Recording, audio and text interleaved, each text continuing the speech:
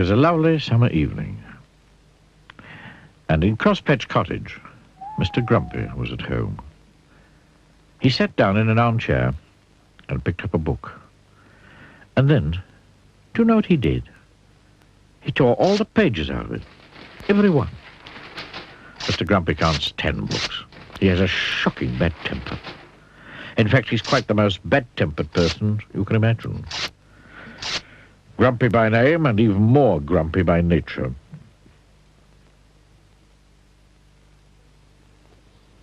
The following morning, he was out in his garden pulling up flowers. He couldn't stand pretty flowers growing in his garden. When out of the corner of his eye, he saw a figure. It was Mr. Happy. "Good morning," said Mr. Happy. "Good," said Mr. Grumpy. "What's good about it?" "But," said Mr. Happy. "But nothing," went on Mr. Grumpy. "Get out of my garden." "I beg your pardon," said Mr. Happy. "You heard me," snapped Mr. Grumpy. "Go away." "I say," laughed Mr. Happy, "you're a bad-tempered fellow." "Hum," grunted Mr. Grumpy. "And," went on Mr. Happy, "bad-tempered fellows need to change their ways." "Rubbish," retorted Mr. Grumpy, and went into his cottage, deliberately stepping on Mr. Happy's foot as he passed him. Oh, said Mr. Happy. Bang went the door of Crosspatch Cottage as Mr. Grumpy slammed it behind him. Mr. Happy stood there looking not quite so happy as he normally does. His foot hurt.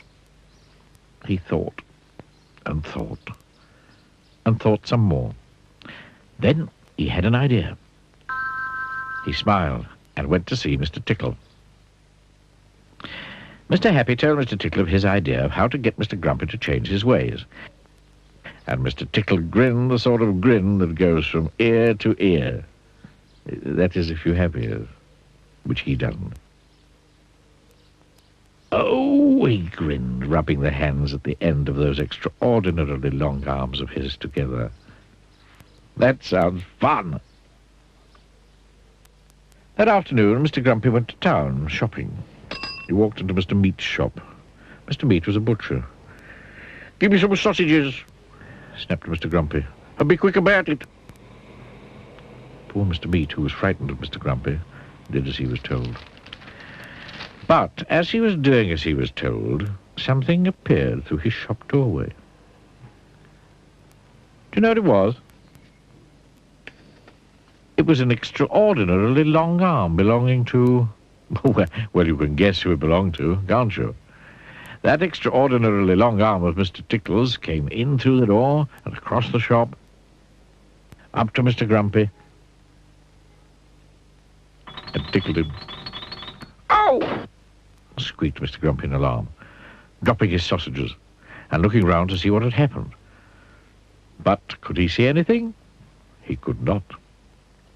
Grunted Mr. Grumpy, and picked up his sausages and went next door to the cake shop. Crash went the door of the shop. "Give me a cake," snapped Mr. Grumpy, "and hurry up." Poor Mrs. Fairy, who sold cakes, was frightened of Mr. Grumpy, so she did as she was told. But as she was doing as she was told, guess what happened? "Oh!" squeaked Mr. Grumpy, dropping his cake and his sausages. He just could not understand what was happening.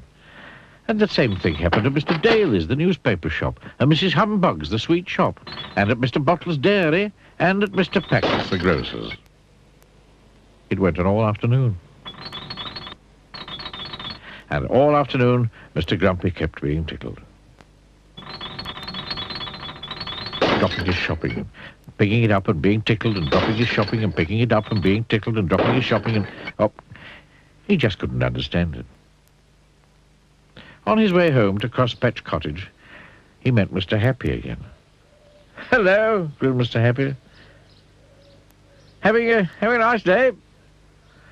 "Get out of my way," snapped Mr. Grumpy, "before I kick you." But almost before the words had passed his lips, That extraordinarily long arm of Mr. Tickle's had appeared from behind a tree and tickled him yet again. He jumped in the air and dropped all his shopping yet again and fell over. Mr. Happy looked down at Mr. Grumpy lying amid a jumble of sausages and cake and newspapers and sweets and milk and cornflakes.